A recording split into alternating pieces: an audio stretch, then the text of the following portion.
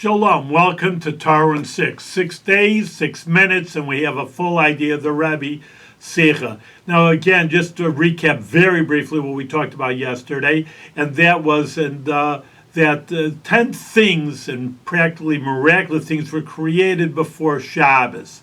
But one of the ideas we didn't understand, it says tongs, which make other tongs, was created then also. So what was so special about tongs that it couldn't be made during the rest of the 6 days of the week, but it was only had to be done right before Shabbos? So that's the question on the table.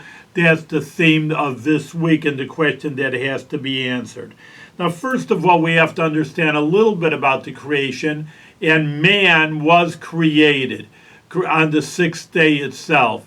So why on the 6th day, the Gemara says, meaning near the end of the creation? It was just because everything, it says, Muchan l'seuda. Those are the words in the Gemara.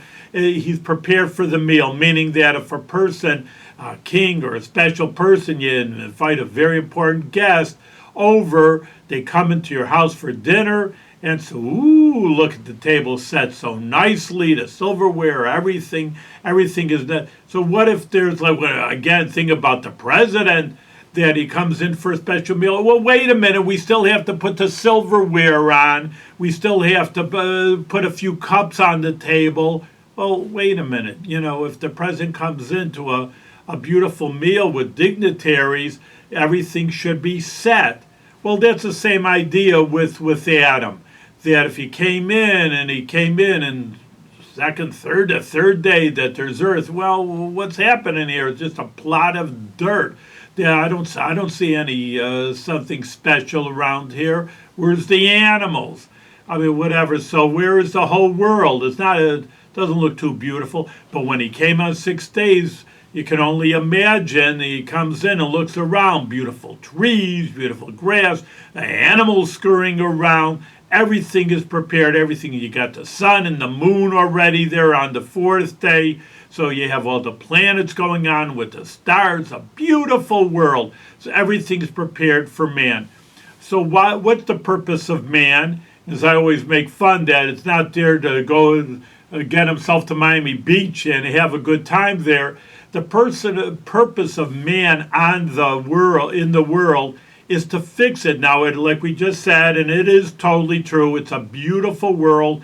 Nature is wonderful. Everything is wonderful in the world. It is something to observe, and the hand of God made an incredible, incredible creation, and we should actually observe that, and actually in our prayers every morning, and when we say hallelujah, that praise the sun and the moon, and we just look around, and it is an incredible world.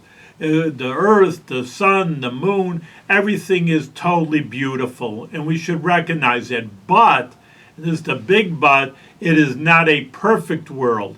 And the reason why it's not perfect is because God's doing us a favor. I mean, He could have made a perfect world. You made a sun and the moon. You made everything nice, as we said. Why didn't you make a perfect world? Well, He wanted man, and when I say man, I mean all human beings, men and women and children and everybody, to make it better. Well, why should we make it better? Why don't you just give us a 100% perfect world? And the answer to that is that we see that if someone's handed something, like they're born with a silver spoon, we say it in English, that then something's wrong. They're just too pampered. You have to feel, every human being has to feel that they're accomplishing something, making the world better. And then you feel good about yourself. And that's why we see, I mean, I'm just saying that you can look around and people are rich, they're born rich, they have everything in the world, and they're a bissel meshugi. They're a little bit crazy. Why? You have everything in the world that you could ask for. But that is not ultimately what a human being is here in this world for, not just to enjoy, but the best pleasure is saying, hey, I made that. I accomplished something. I feel good about that. I always tell a little story about myself. In my bedroom, there's a beautiful dresser, and we paid a lot of money for it, and obviously it's good craftsmanship.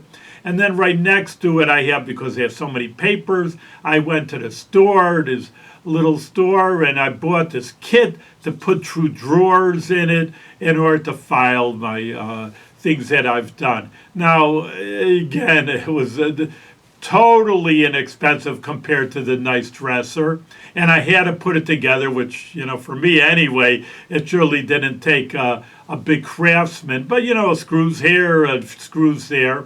And when I'm looking at everything, it says, well, that 2 drawers is perfect. I should have maybe put it a little bit of an inch over.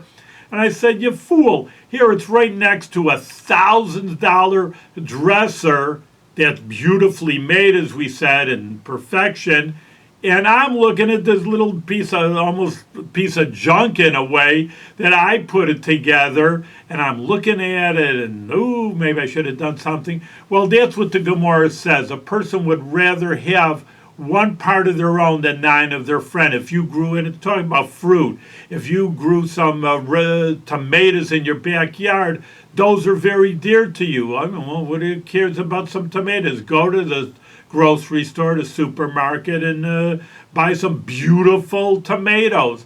But you planted the seeds, and you watered them, and kept the animals out, and you harvest the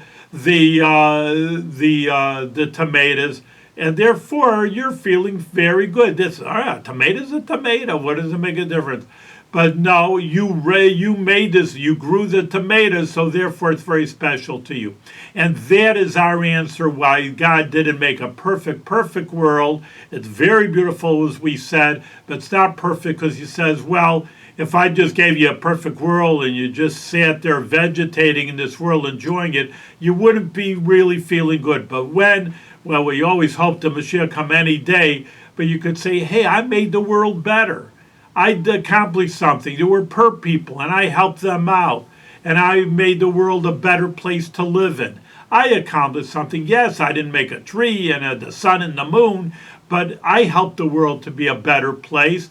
And therefore, you're going to feel very good about that. And that is the purpose of man in this world. And we'll continue about the creation of the tongs, why tongs are so special in the next video.